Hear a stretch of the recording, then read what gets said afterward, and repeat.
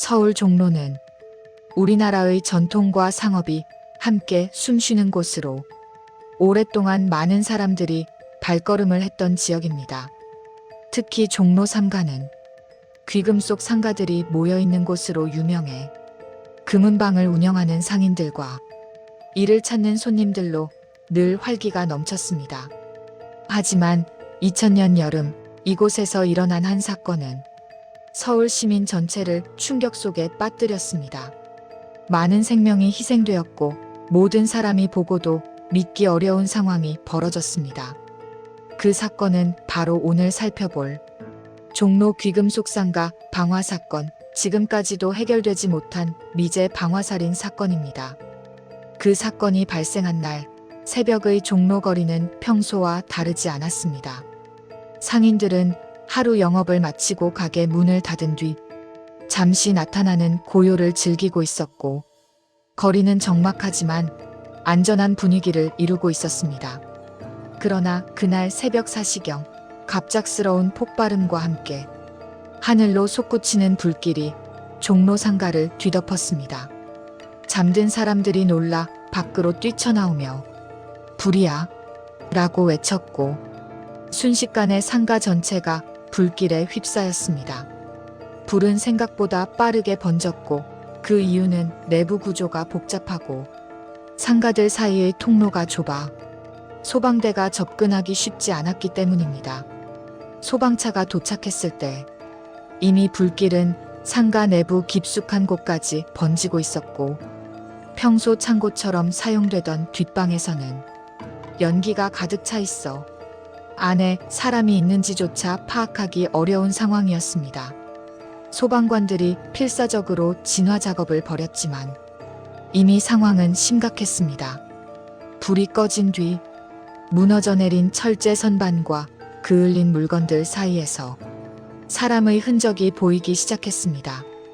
불길 속에서 빠져나오지 못한 사람들이 여러 명이나 발견되었고 그들의 대부분은 그날 밤 상가에서 숙식을 해결하던 상인들이었습니다. 경찰과 소방당국은 처음에는 화재 원인을 전기 누전이나 노후된 시설에서 비롯된 사고로 추정했습니다. 하지만 초기 조사 후 사건은 완전히 다른 양상으로 흘러갔습니다. 불이 시작된 지점, 불의 확산 속도, 상가 내부의 흔적, 그리고 무엇보다 상가 안에서 발견된 이상한 지점들 때문이었습니다. 소방 감식 결과 불은 자연 발화나 누전으로 보기 어려웠습니다. 불이 번진 패턴은 누군가가 의도적으로 불을 붙인 흔적, 즉 방화의 전형적인 형태에 가까웠습니다. 더 충격적인 점은 화재가 시작된 지점이 평소 불이 날 만한 곳이 아니라는 것이었습니다. 전기시설이 집중된 곳도 아니고 인화성 물질이 특별히 모여있는 장소도 아니었습니다. 경찰은 점점 이 화재는 누군가가 고의로 저지른 범행이다 라는 결론에 가까워졌습니다. 상인들과 주변 사람들은 처음엔 이런 소식을 믿지 못했습니다. 왜 누가 이곳에 불을 질렀는가? 그리고 왜 한밤중에 사람들이 자고 있는 시간에 불을 붙였는가? 사건이 일어난 뒤 상가 앞에는 국화꽃이 놓였고 희생된 분들의 가족들은 그 자리에서 오열했습니다. 특히 금은방에서 일하며 생계를 유지하던 한 부부의 이야기는 당시 여러 언론에 실리며 많은 사람들을 울렸습니다. 그들은 20년 동안 성실하게 가게를 지켜왔고 그날도 평소처럼 일을 마친 뒤 가게 뒤편 작은 방에서 잠을 자고 있었습니다. 하지만 갑작스런 화재로 인해 비극적인 결말을 맞게 되었습니다. 사건 초기부터 사람들 사이에서는 여러 의문이 나왔습니다. 왜 새벽 시간에 불이 났을까? 전기가 문제였다면 여태껏 사고가 나지 않은 이유는? 불길이 너무 빠르게 번진 이유는? 범인이 있었다면 왜 이런 짓을 했을까? 언론은 연일 이 사건을 크게 다루었고 종로 한복판에서 방화 사건 발생, 용의자 CCTV 포착, 등의 제목들이 시민들의 불안을 자극했습니다. 그러던 중 결정적인 단서가 등장했습니다. 사건 발생 직전 상가 근처 CCTV에 수상한 남성이 포착된 것입니다. 그 남성은 어두운 옷을 입고 얼굴을 모자로 가린 채 상가 근처를 서성이고 있다가 화재 발생 직전에 상가 쪽으로 접근하는 모습이 찍혀 있었습니다. 경찰은 이 남성을 사건의 핵심 용의자로 지목하고 대대적인 수사에 돌입했습니다. 하지만 지금 이 사건이 미제 사건으로 남아있다는 사실이 어떤 결과가 되었는지 말해줍니다. CCTV에 남아있는 그 남성은 끝내 특정되지 않았고 누구인지, 어디에서 왔는지, 왜 그런 일을 저질렀는지 아무것도 밝혀지지 않았습니다. 그리고 이 사건이 특히 많은 사람들에게 충격을 준 이유는 화재뿐 아니라 그 안에서 일어난 살인 가능성 때문이었습니다. 일부 피해자들의 신체에서는 방화가 시작되기 전 외부 충격이 있었을 가능성이 제기되었습니다. 이는 불이 나기 전에 이미 피해가 있었던 것 아니냐는 추측을 낳았고 경찰은 이 부분을 매우 중요하게 검토했습니다. 그러나 역시 결정적인 증거나 목격자는 나타나지 않았습니다. 이 사건은 단순한 화재 사건이 아니라 분명한 방화살인 사건임에도 범인의 정체와 목적이 하나도 밝혀지지 않은 한국 현대 범죄사에서 보기 드문 사례입니다. 불길은 꺼졌지만 그 안에는 정말 많은 상처가 남았습니다. 생명을 잃은 사람들, 가족들의 슬픔, 그날 그곳에 있었던 이들의 충격, 그리고 끝내 밝혀지지 않은 진실. 종로 귀금속 상가 방화 사건은 그 이후로도 여러 차례 재조명되었지만 여전히 풀리지 않은 미제 사건으로 남아 있습니다. 이제 다음 파트에서는 범인으로 지목된 CCTV 속 남성, 방화의 방식과 전문가 분석, 피해자 기록과 당시 언론 보도, 왜 지금까지도 해결되지 않았는가? 이 부분들을 더욱 깊이 있게 다루어 사건의 실체에 다가가 보겠습니다.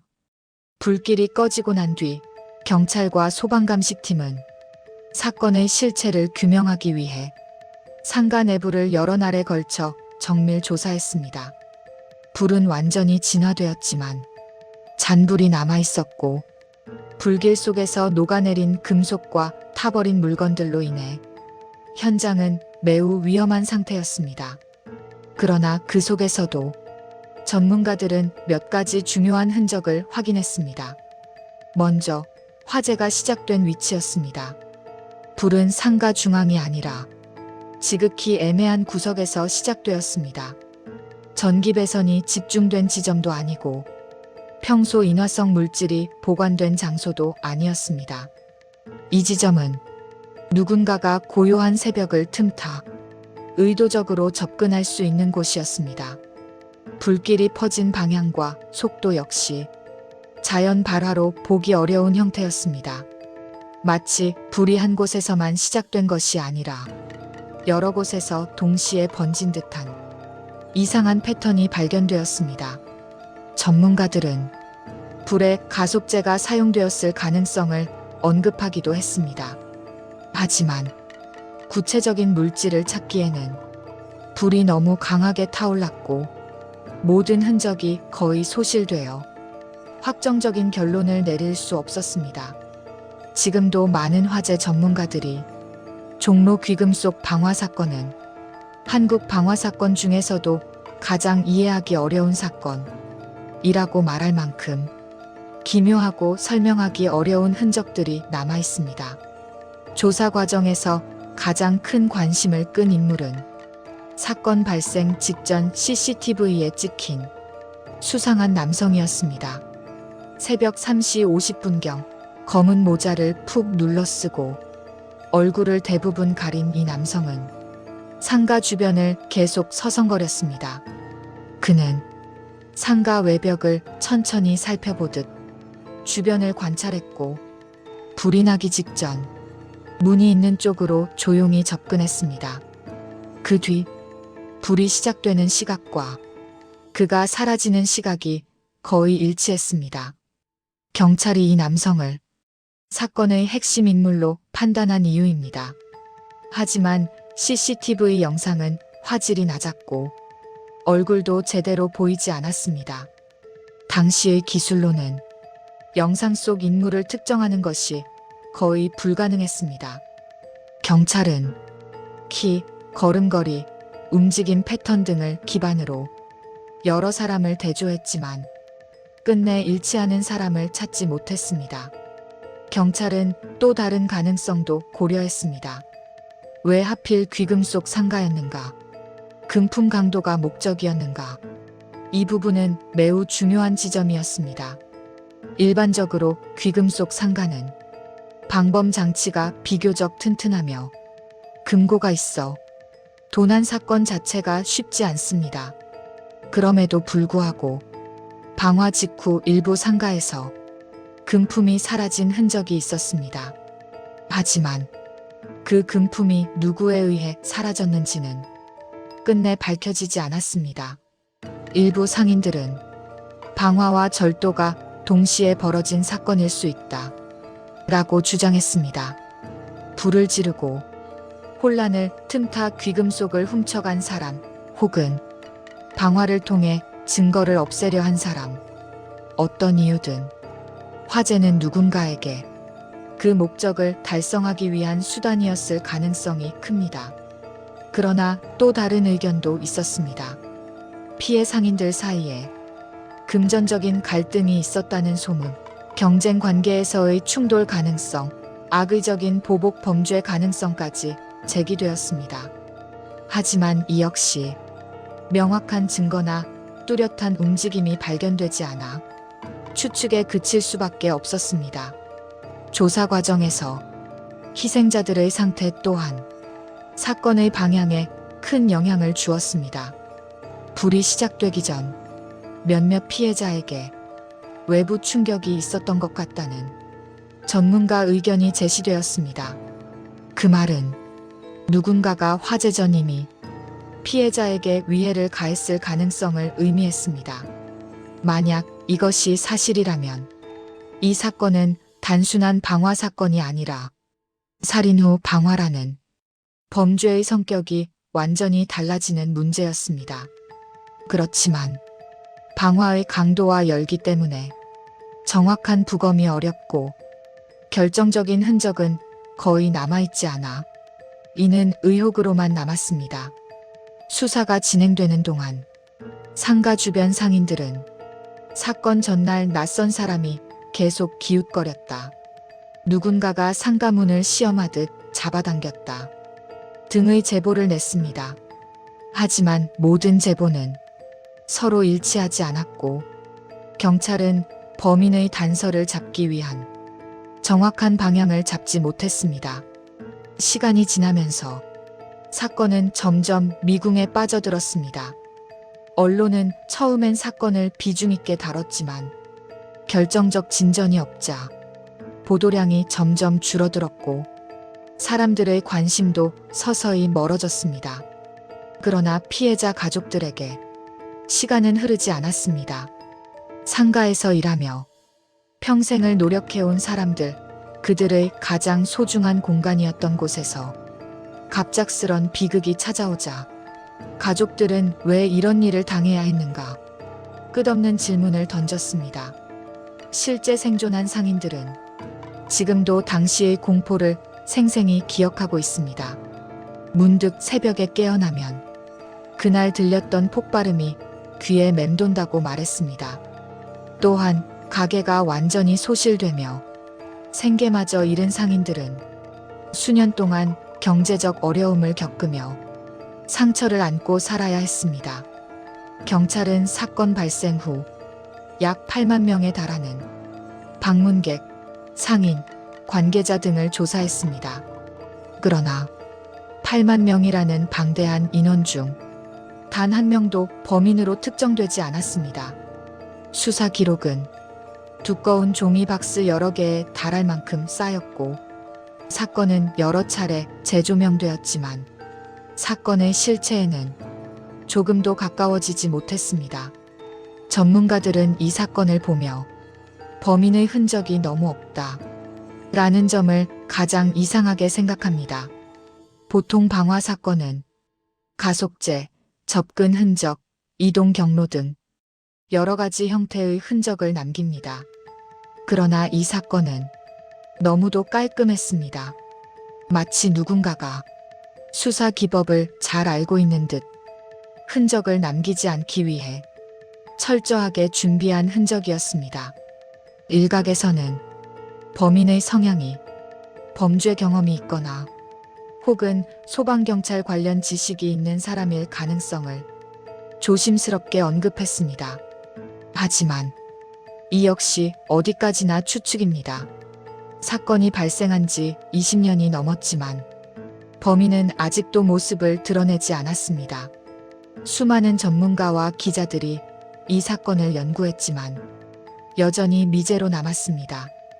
2000년이라는 비교적 최근의 사건임에도 범인이 밝혀지지 않은 이유는 여러 가지가 있습니다. 첫째는 방화의 특성입니다. 불은 증거를 거의 모두 태워버리는 가장 완벽한 훼손 도구입니다.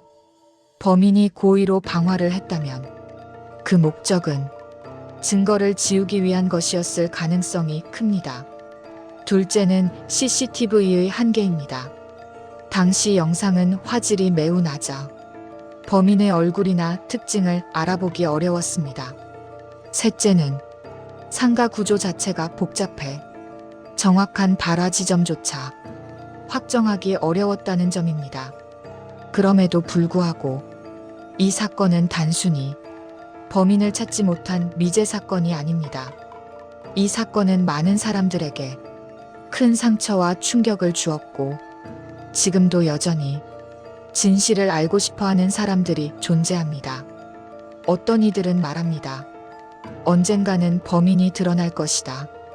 과학기술이 더 발전하면 더 깊은 진실을 밝힐 수 있을 것이다. 하지만 또 어떤 이들은 시간이 흐를수록 진실은 더 멀어질 것이라고 말합니다.